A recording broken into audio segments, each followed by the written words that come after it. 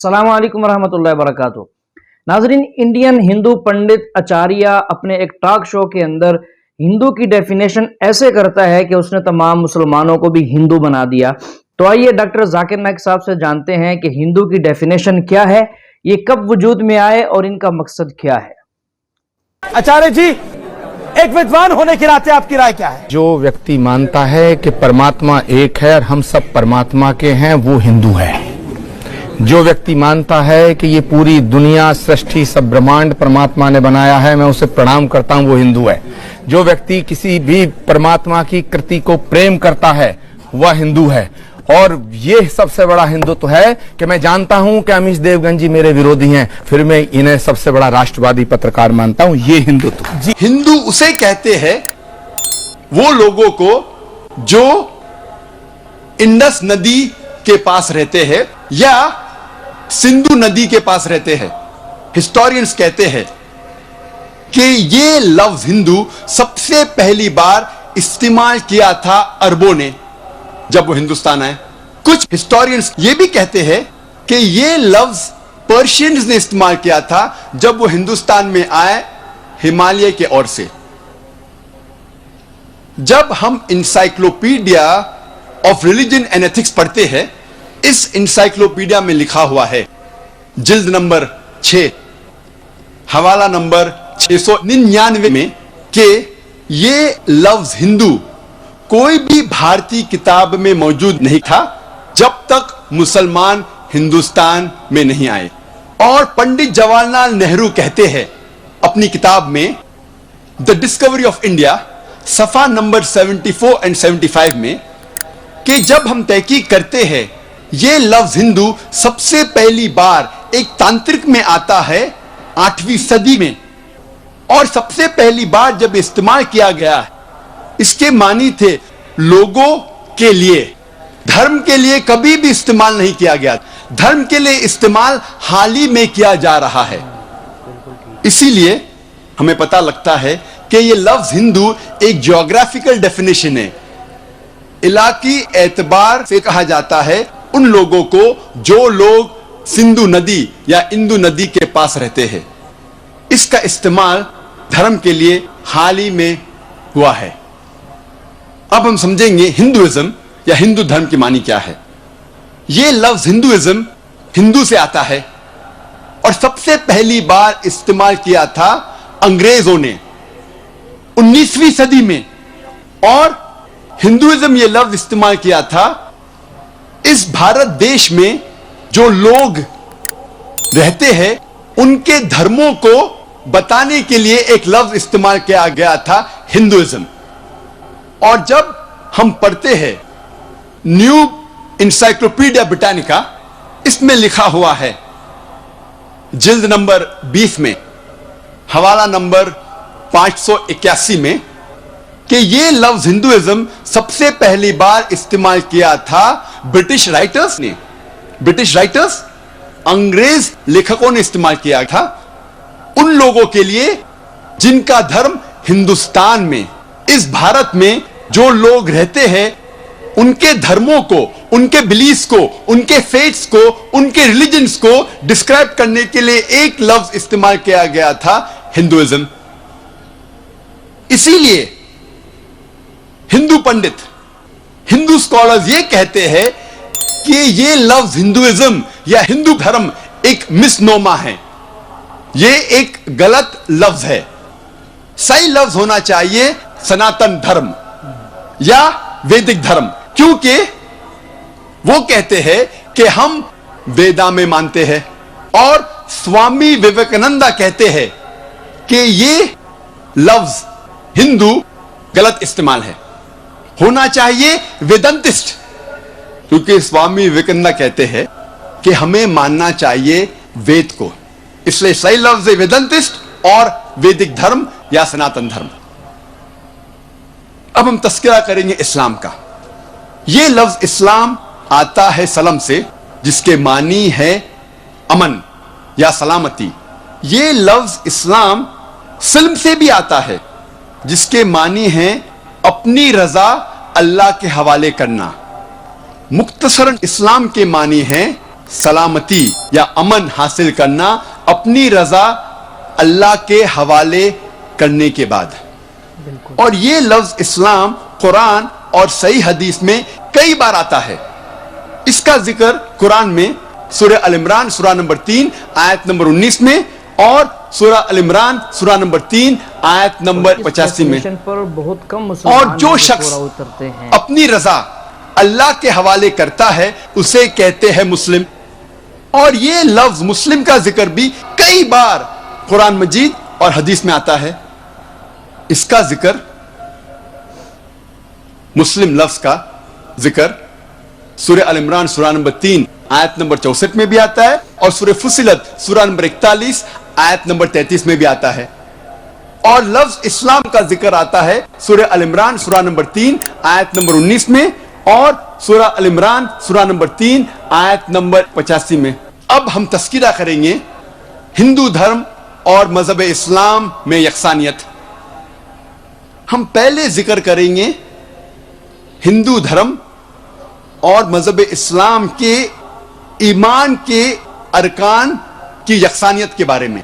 अल्लाह सुब्हानहू व तआला फरमाते हैं सूरह बकरा में सूरा नंबर 2 आयत नंबर 177 में, नेकी यही नहीं है कि आप अपना मुंह मशरिक या मगरिब की तरफ मोड़ो।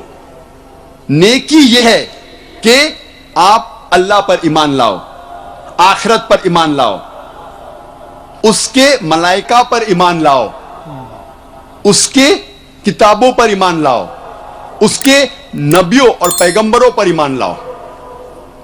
जिक्र आता है सही मुस्लिम में जिल्द नंबर 1 किताबुल ईमान में पाठ नंबर 2 हदीस नंबर 6 में एक शख्स मोहम्मद सल्लल्लाहु अलैहि वसल्लम के पास आते हैं और उनसे पूछते हैं ईमान क्या है। अल्लाह के रसूल फरमाते हैं ईमान वो है कि आप अल्लाह सुब्हानहू व तआला पर ईमान लाओ, उनके मलाइका पर ईमान लाओ, किताबों पर ईमान लाओ, पैगंबरों पर ईमान लाओ, उनके मिलने पर ईमान लाओ, आखिरत पर ईमान लाओ और कदर तकदीर पर ईमान लाओ। हमें पता लगता है कि इस्लाम में ईमान के 6 अरकान हैं। पहला रुकन है अल्लाह पर ईमान लाना, दूसरा उसके मलाइका पर ईमान लाना, तीसरा उसके किताबों पर ईमान लाना, चौथा उसके पैगंबरों पर ईमान लाना, पांचवा आखिरत पर ईमान लाना और छठा कदर तकदीर पर ईमान लाना। अब हम तस्करा करेंगे हिंदू धर्म और इस्लाम में ईमान के रुकन में यकसानियत। सबसे पहला है खुदा पर यकीन लाना। हम तस्करा करेंगे हिंदू धर्म में खुदा का तसव्वुर क्या है।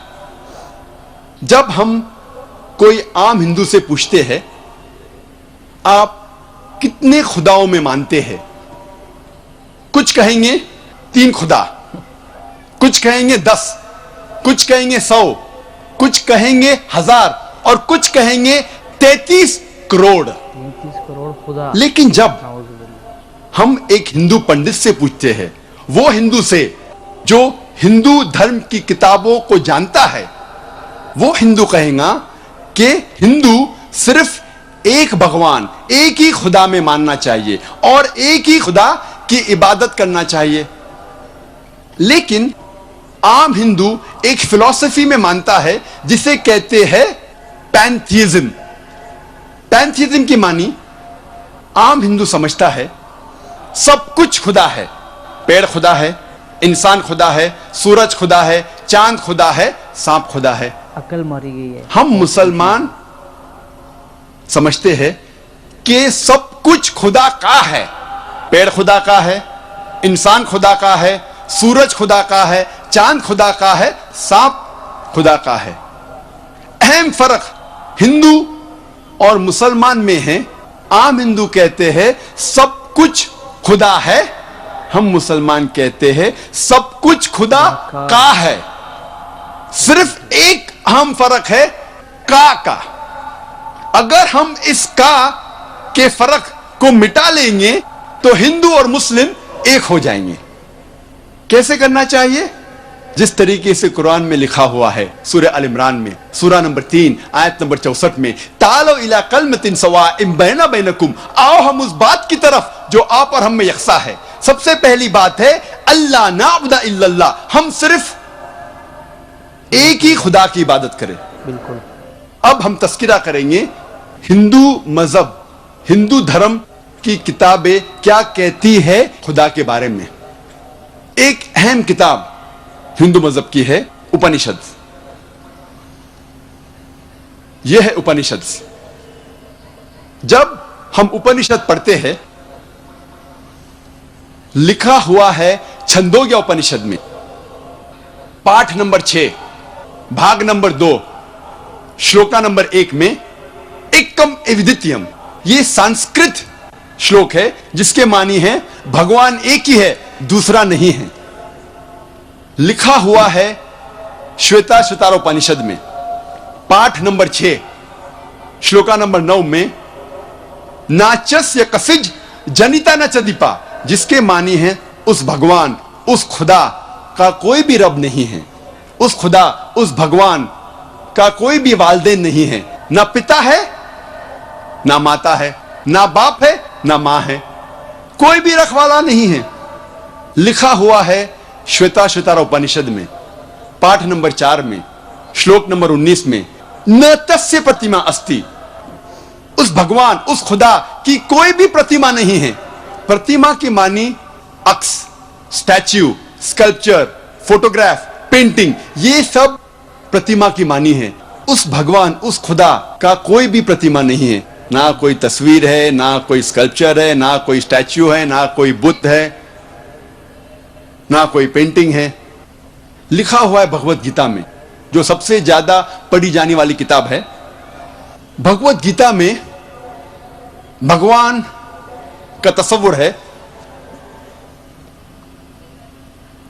پاٹھ نمبر 7 میں شلوکا نمبر 20 میں all those whose intelligence has been stolen by material desires they worship demigods. جو پیسے کے پیچھے بھاگتا ہے وہ غلط خداؤں کی پوجا کرتا ہے. اور کچھ ترجمہ بھگوت گیتا میں لکھا ہوا ہے کہ جو آدمی پیسے کے پیچھے بھاگتا ہے وہ بت پرستی کرتا ہے. بھگوت گیتا میں لکھا ہوا ہے پاٹھ نمبر 10 میں شلوکا نمبر 3 میں